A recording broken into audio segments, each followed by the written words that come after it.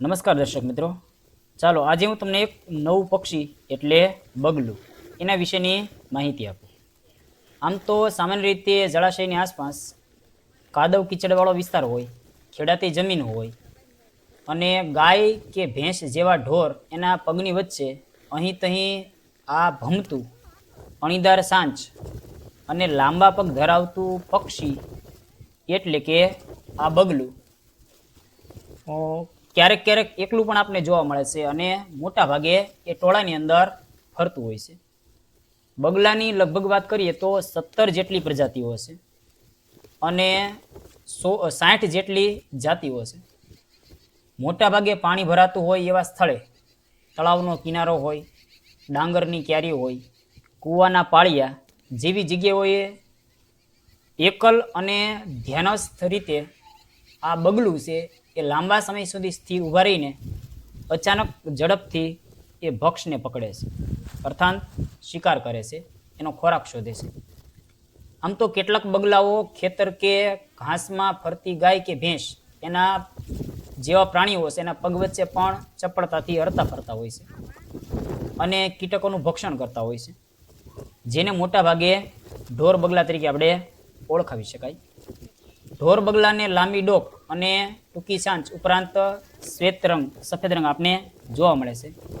અહીં તમને વિડીયોની અંદર જે બતાવ્યું છે એ મોટા ભાગે ઢોર બગલા આપને જોવા મળે છે.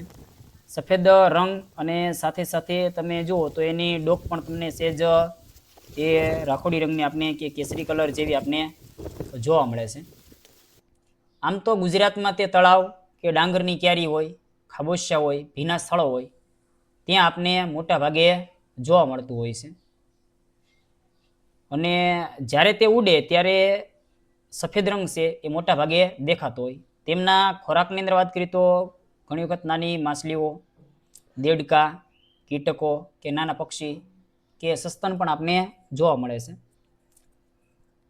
આ બગલા છે એ વૃક્ષ ઉપર કે જમીન પર એ સમૂહમાં માળો બાંધે છે અને માળાની અંદર વાત કરીએ તો 2 થી 7 જેટલા ઈંડા મૂકે છે અને ઈંડાના 18 થી 30 દિવસના સેવન બાદ બચ્ચા છે એને જન્મ આપે છે.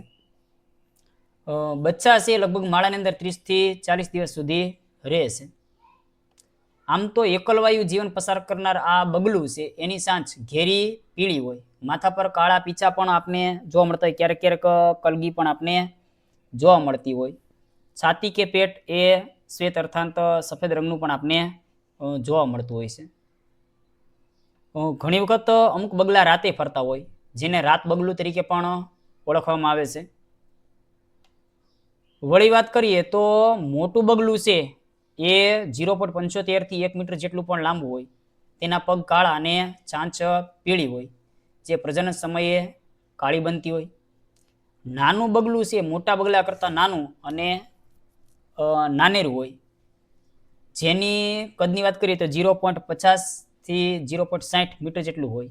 રંગે તે મોટા બગલાને સહેજ મળતું આવતું આપને જોવા મળતું હોય. નાના કાગડા જેવા કદના 30 થી 40 સેન્ટીમીટર લાંબા ઢોર બગલા એના પગ છે એ આપને કાળા હોય છે, જ્યારે સાંચ એ 12 માસ પીળી આપને જોવા મળે છે. નર અને માદા બંને રંગે ધોળા હોય અને માથું છે આપણે ગોળાકાર છે એ જોવા મળતું હોય છે.